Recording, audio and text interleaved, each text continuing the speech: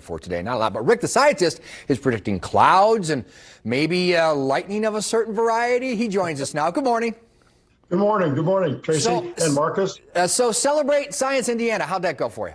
That was awesome. You know, this is a strange time of compromise, but we pulled it off. We had hundreds and hundreds of visitors, thanks to your help, too. I think Miss America, her science talk had a few more people than mine, but I'll give it.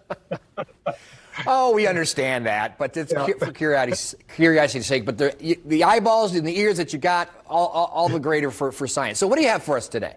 Well, you know, I love weather, and that was music to my ears about predicting and forecasting, because weather is everybody's science experiment, because it's observation and prediction. There's all kinds of things you can do. If you learn about clouds, if you can see clouds, you might know what the weather is. And meteorologists and scientists who study weather, and people like Marcus, they use models, and all scientists use models to help predict. And our models are getting better and better. But it's all about the atmosphere. But I'll show you I got this apple right here, and what people may not understand about our beautiful planet is, you know, we have our core and we have our mantle, but our atmosphere is actually thinner in relation to this skin of this apple. So all the action of where we live and the weather takes place in a very thin layer of gases. Atmosphere, a sphere of atoms of mostly oxygen, carbon dioxide, and nitrogen, and how that all goes together.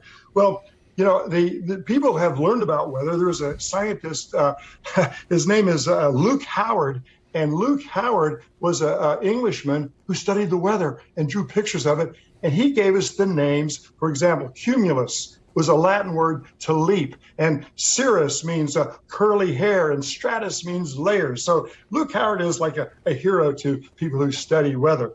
But when you talk about weather, there's three things I like kids to understand, and everybody actually. One, weather is about temperature, it's about air and air pressure, and it's about moisture. So there's a couple of things I'd like to do. One of them is, we call it a cloud in a bottle. So I got this bottle right here, and I let a little gas out. And so if I pump it up really quick, I'm increasing air pressure, all that air that stands from here all the way above. And if you look behind me, Indianapolis is about 751 feet above sea level. And so the higher we go, the less air, unless we get some high pressure air. So I got this guy right here, and I've been pressing it, squeezing the air, and it's kind of clear. There's a little bit of water, a little bit of moisture. And when I release the pressure change, it should cloud up. Let's see, ready? 1, 2, 3. Whoa! Now that's cool. And that is cool. That is actually literally cool, because when it changes pressure, it's kind of neat. Now, you could do this at home with parent help. So I have a clear 2-liter bottle. I have a little bit of water in it, and we need to add some dust particles. And so the dust particles I'm going to do, and this is where you need your parents' help, I'm going to ignite a piece of tissue, but I only want the dust, the smoke from it. So as soon as it gets going, I'm going to put it in there, and I want just a little bit of that dust that's in there. Okay, so I'll close this up, and this is so cool. This will help you understand what happened today and yesterday. So yesterday, the skies were clear, high pressure. If I squeeze that, you can see my face through it maybe. Today, low pressure. Watch what happens when I let go. Just like that. Oh, man. Yeah, it's so cool. So I let the teachers and the kids know, high pressure, clear skies. Low pressure, cloudy. We're getting ready to have some cloudy weather, so that tells us a low pressure. I love doing that. So the last one is, it took a lot of scientists to understand that the static electricity you see up in clouds is the same electricity that goes through our wires and our motors. It's the same thing when I rub this, and I get electrons, and they attach to me. But there's a fun way to do this. I have it's kind of cool thing here, if I can get this going. This is a little wand, and it's rubbing inside, and now this is starting to stick to it. If you do it just right, this is kind of fun. It's a lot of fun. You're going to use that word, Tracy. I know you are. No, I won't. But you're making it difficult. You're holding a wand, for crying out loud, Rick. Don't say it, Tracy. I won't say it. It's science. It's science. So there was a guy named Robert Van de Graaff who invented this machine right here, which is really kind of crazy. It's a Van de Graaff generator. Let me get you maybe a better camera right here to look at this. So this is my Van de Graaff generator. Right about there's my knife. And this Van de Graaff generator has a big rubber band in it. And if I turn it on like this,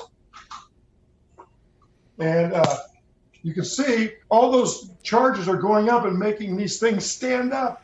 And so maybe I can turn it off without getting shocked, put my hand on it. This is why you want to stay away from when there's thunderstorms. When Marcus, Randy tells you that there's a warning or a watch, be careful because this stuff is, I can play around with it because I hope I know what I'm doing here, but let's see. It's going and it's starting to charge up. Now, the bad thing about this today is that when it's humid out, the water in the air pulls the electricity out. So my hair's not standing up too much, but it's enough. Let go. There it goes. Here comes a lightning strike.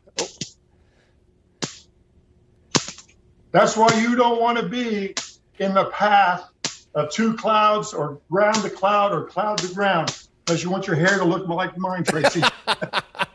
I'd like to have that much. Marcus might like to have that much too. Marcus, what'd you think? I never have that problem with any of the I can't do the static electricity experiments when I go to schools, unfortunately. But those are great. I especially always appreciate the cloud, and because that's such an easy experiment to explain, not just to kids, but to everybody about the clouds and how they form with high pressure and low pressure. It's a neat experiment. And you're probably already a member of the Cloud Appreciation Society. That's right. That's right. I didn't know there was such a thing. I just know Cumulus is puffy and Cirrus is wispy. That's pretty much the extent of what I got. There's a ton of them out there. You got to be part of a card-carrying member of the Cloud Appreciation Society, Trace. Love learning. Thank you, Rick. Appreciate it as always. Thanks, Rick. I didn't say that particular word, Marcus. He doesn't like Tracy. It's science. He doesn't like it when I use. Right.